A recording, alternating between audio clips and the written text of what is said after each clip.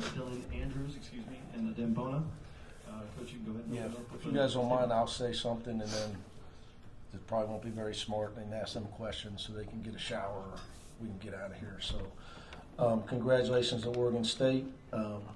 Extremely young team, probably the youngest in the country, only team we play younger than us. Their kids play hard. Wayne's a great guy, so congratulations on their season. Obviously, Dylan was unbelievable tonight. It's 11 for 15, 31 points. So, I tell these guys all the time that if you'll just play as hard as you can and work as hard as you can, results eventually come if you have talent. So he and I have been on a journey all year to replace Tiger and figure out how he can be him instead of Tiger, and just getting used to playing a lot of minutes. And he's gotten really comfortable in the last month. Outside of the USC game was a tough night for all of us, me included. So we both had an off night that night. But other than that, he's been great, and our defense was excellent. And that was the key to the game. You look really good when you got a guy who gets 31. Coaching becomes it's a lot easier to play calling. But I'll let you guys talk to him. Go ahead, man. Ben Bulch, Los Angeles Times. Dylan, obviously Sebastian and Lazar didn't have their best games. Were you noticing that and feeling like you kind of had to carry the team tonight? I wouldn't say carry the team, but we're more focused on the defensive end of everything. So it's good to have the offense come, but our main focus was stopping Jordan Pope and Bilodeau. And I feel like we did a pretty good job at that because those are two players that can get hot and streaky and they can win the game for them. And I feel like we did a good job, and the offensive part just came by itself. Dave Woods, Bruin Report Online. Dylan, it seemed like you had that matchup with Jordan Pope for most of the game. How tough of a matchup is he, and how do you think you did on him? I mean, Jordan Pope, man, he's a great player. I've been playing against him since high school when he was at Prolific Prep and I was at AZ Compass. So just, man, to see that we're at the next level playing here is just dope and a blessing. But, man, all credit to him. He can really shoot. And so you got to really be on him the whole entire time. So you don't know if he's going to drive it. You don't know if he's going to step back and pull up. But I would give credit to my team for sure, just knowing that, man, not one person guarding. We have all five, knowing that when he has the ball that we all got to be locked in. So. Who do you play? Second row here in the middle? Play against him. Joseph Crosby, Daily Bruin. Adem, what were you saying from Dylan? Did it become a priority for you guys to kind of facilitate towards him just with the way he was playing offensively, especially in that second half? No, I think we're just playing as a team, find the open man, kick it one more. If I'm not open the post, I pass it out. If he's not open, I pass it out. I think we're just moving the ball and find the open man and getting a good shot. Let's try to get the open shot. So. Dr. Van here on the left. Dylan, you talked about confidence kicking in to help you with the play the last couple of months. What else has gone into it? I mean, obviously you probably put in extra work. What else has gone into the way you've played for 2 months? I mean, just confidence is the big thing, I would say. And just my teammates, man, they talk to me every day, man, in the locker room and stuff like that, and just knowing that they trust me and whatever decision I make, they're okay with that. That plays a big part as well. And just knowing right now, man, it's win or go home for us. So I'm going to give my all the whole entire time. So. Front row on the right. Luke Evans, Orange County Register. Dylan, when Mick talks about the process of, the journey of not being Tiger and being yourself, what does that look like for you, when he kind of describes that? I mean, the journey of just not being Tiger, it's different, being the point guard at UCLA. You're going to go through adversity.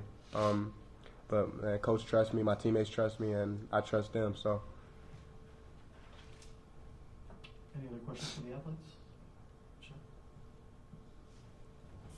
For either of you guys, this is the last of the Pac-12 era, and it probably hasn't sunk in yet because you guys are still playing, but what about being part of the last Pac-12 tournament? I think it's really amazing because we play for a school that has a lot of rich history in the Pac-12, and representing the school for the last time and for the last time we're ever going to play in the Pac-12 is really big, and we really want to leave our mark in the Pac-12 for the last time, so we're doing everything to carry our school name. All right, man. Any other questions for the athletes? We're good. Good.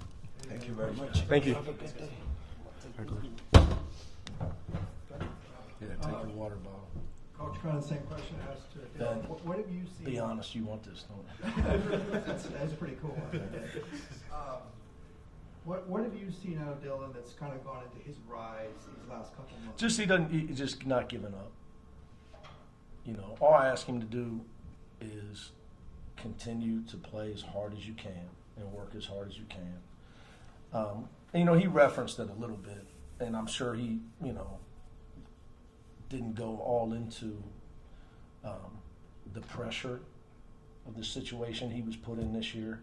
And let's be honest, I would have loved to have gotten more around him and make it easier on him. Some older guys, you know, it's nothing against anybody else, but we're, you know, it's just that's the way it shook out, as you know. So it was just I put him in a tough spot, but it's obviously, you know, adversity creates opportunity too. So, but some people wilt under it, as you know. You know, there's a lot of guys get drafted number one, and they hand them a starting job as a quarterback, and they don't last 2 years. You're talking to a guy that grew up in Cincinnati. I saw some of that in the 80s and 90s. So, you know, it's just because you get the opportunity, so it can crush you as well, right? So he's done a great job of just showing up every day. Because there's been some lows, you know, for all of us, as you know. You know, but he's shown a lot of character. Has he done anything with his shots? I think, you know, I tell you this, you just got to keep trying to go back to the things I say. I told you we were going to shoot a low percentage in a nice way before the season started. Young teams shoot a low percentage. Players shoot a higher percentage every year as they get older. Now I want you to go back and look at Kobe Bryant's career. Okay, Giannis is shooting 60% this year, by the way. It's unbelievable. You know, it's just a reality. It takes a while to get yourself comfortable and get your feet wet. And it's nothing's 100%, but that's pretty strong, what I just gave you. You know, young players shoot a low percentage and as they gain experience. But you're talking about technical tweaks? Yeah, No, I mean, I try to work with him on taking his time. That you know, again, but you rush when you're young and jittery. That's been the biggest thing that he and I have worked on. The fourth spot tonight, you went back to the two centers at one point, but Yep. it seemed like Brandon Williams had a more assertive second half. Much more assertive. Yeah, we were struggling. You know, look, Burke was out of it today. Tomorrow's another day. And Adem, you know, Adem was playing well. So I figured let's just, you know, we had the lead. Let's give it a shot for a little bit. You know, Bilodeau was out, so Adem didn't have to deal with him making threes. You know, I don't want to mess his name up, but number 12 doesn't shoot it as well as Bilodeau. So, you know, we don't practice that way hardly at all at this point. But it wasn't. It wasn't that long. 3 minutes, maybe 4 minutes. But I think we might have stretched the lead out while they're in there. And you see Adai's journey. He scores. He looks great in the second half. You know, college basketball is physical. I could sit there and say they're fouling him, but you could call foul every play in college basketball in the low post.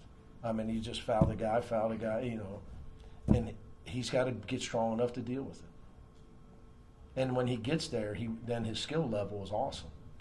But if you allow people to foul him, he's going to struggle. And I'm not saying I'm not upset with the officiating. I mean, that's just the way college basketball is. You're fouling every play in the low post. You're allowed to bang the guy to death. And that's every game in every league. It's nothing against this league. That's just college basketball. Coach, it seemed like Oregon State was trying to get switches to open up Jordan Pope. What did you make of Brandon and Wills and just the whole team's ability? We did a decent job. He shook loose on a play. I got to see the film. First play of the second half, Dylan, I think, you know, hit him with the Wile E. Coyote. Which way did he go? You know, he was wide open. It was too late. Somebody tried to switch, but it was too late. But Wayne runs a million things for him. You know, if you need a set play, he's your guy. He got a lot of set. He got a lot of plays now. I love him. Wayne's a great guy. We've become friends. I'm going to miss playing against him. Last one up here in front.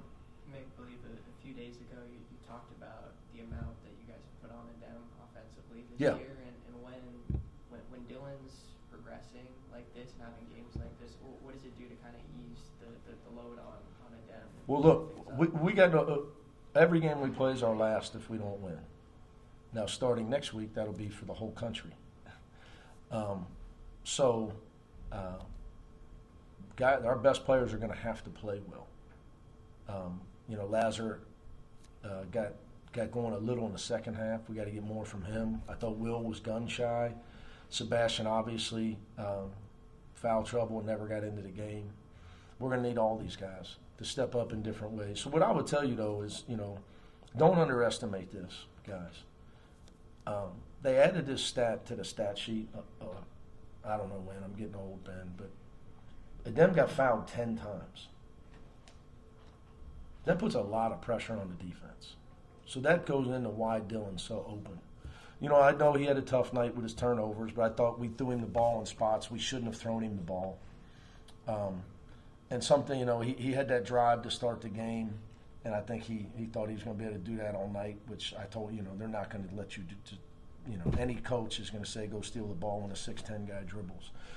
But he got fouled 10 times. That's a strong statistic. When you can put that many fouls on your opponent, get your team that more closer to the bonus and get guys in foul trouble. So even in a night where, he gets 17 and 6 and he's still not at his best night.